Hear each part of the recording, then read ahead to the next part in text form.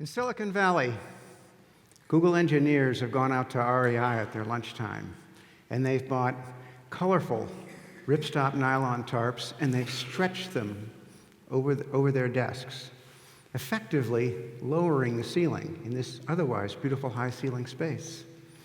Why did they do that? Make it more like a garage? Personalize their space? In South Seattle, a police chief paints a room pink, all four walls, the floor, and the ceiling. And 500 years ago, in Isfahan, Iran, a Shah designs a room with the intention of capturing the essence of music. I'm an architect. The intrigue of a curve, the harmony of form, the beauty of color and texture, and being able to manifest something tangible out of thought, that's what attracted me to architecture. But what I didn't know was when I got into this business, I'd be given a plumb line to the human soul. My first job out of school was working in Iran in the mid-'70s for the mayor of Tehran, working on projects for the Shah. All right. It was a fascinating time. It was a time of tremendous contrast, a 2,500-year-old culture coming headlong into rapid modernization.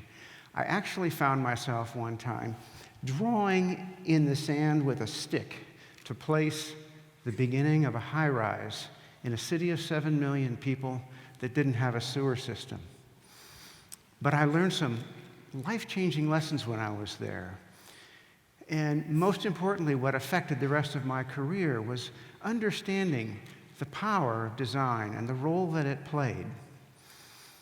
So 500 years ago, Isfahan, the Safavid dynasty, these folks knew a little bit about how design can deliver powerful and emotional spirit.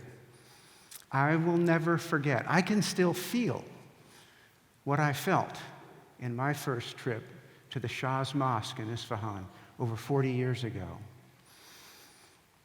The Shah at that time built the Ali Qaboos Palace, and on the top floor, he designed this room. And the ceiling of this room were a series of domes upon domes with intricately carved recesses. It was like 100 violins on the ceiling. And his belief was that it could capture the essence of music, and it would affect the behavior and the thought processes of people in that room to follow. And he did just that. Before he was to use the room to meditate or to meet with special guests, he would have musicians play music in that room for hours. They would leave, and he'd come in. Well, that's kind of a quaint tourist story, right? But for me, it was a lot more than that. It had an impact on my understanding of the role that architecture can play. And I believe that someday, quantum physics may actually prove that room works. So, I'm back home from Iran, and I have my first project in the United States, and it was a police station. Well, I had never done a police station. Architects dream to do a police station, right? Well, I did my homework, and I tried to learn everything I could about police stations.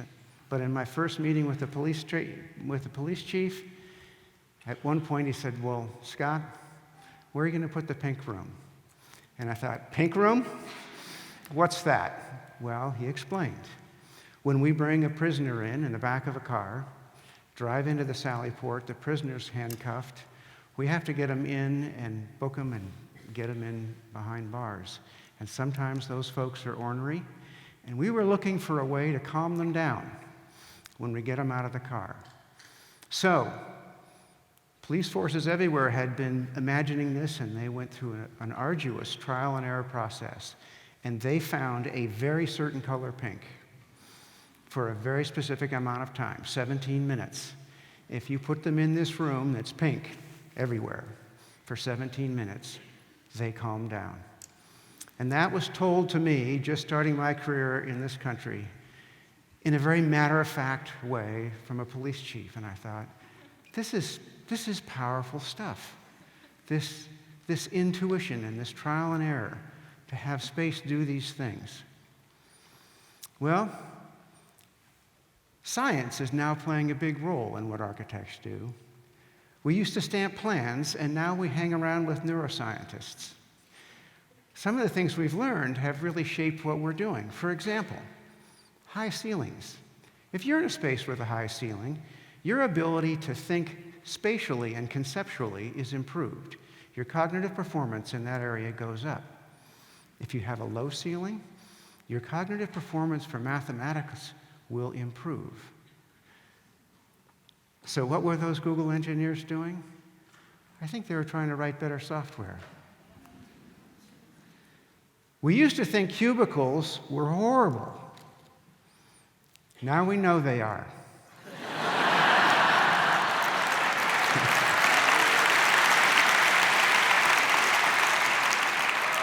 They create stress, they make you unhealthy, and your performance goes down. So a connection to that is what we've learned about how we early humans lived. We very carefully picked where we chose to live with this idea of prospect and refuge. And what we mean by that is you'd pick a spot where you can see what's out there and you can see what's coming. That's prospect. And refuge, well, a place to hide. And guess what? Cubicles have neither of either of those. And they do create stress. They do create low performance and poor health. They do suck.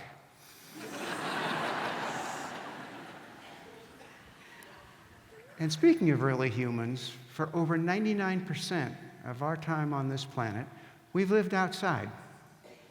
And when we're in nature, we're home. And so E.O. Wilson coined the term biophilia. And that's about this bond that humans have with nature, plants and animals. And so what we've learned is that if you're sitting at your desk and you can see a tree within 100 feet, your cognitive performance goes up and your stress goes down. Here's biophilia made real with architecture. This is Massachusetts General Hospital. This is their new hospital in Boston. This is the brain surgery recovery suite, one of many suites like this. And when you get out of brain surgery, you lie on this bed and you face the nurse's station for the first 24 hours. So the nurse can look you right in the eye. But at 24 hours, this bed swivels 180 degrees and you're looking out on that garden. That garden, a good idea. That garden was an investment in health. It's on the 8th floor of the building in an atrium, a significant investment in health. And they're seeing the returns because if for the rest of your recovery you're looking at that garden, you will go home sooner, you will go home healthier, and the recovery rates and performance of this hospital goes up. Biophilia is real, and it's having an impact on behavior, and it's having an impact on healing. So I had the opportunity to work with the CEO of Samsung, the world's largest electronics company, at an interesting time a few years ago where they were making a change, a significant change from becoming what they called a fast follower. They were the best at taking somebody else's idea and making it better and getting it to market. And they needed to become an innovative leader because that model of fast follower was going to run out for them. And what the CEO knew was that they needed a culture change, a huge culture change. And in my conversations with that CEO, he became convinced that the design of their North American headquarters could help begin that change, that people would respond to this space. And so we went ahead with this idea of designing a generative building. So what do we mean by that? Well, we invented office buildings at the beginning of the 20th century. And those buildings were what we call conservative. They conserve existing relationships. Those people that you need to see every day that you work with very closely. And we architects started to build all these office buildings through the 20th century that aided and abetted the siloing of the corporate world. And silos don't work.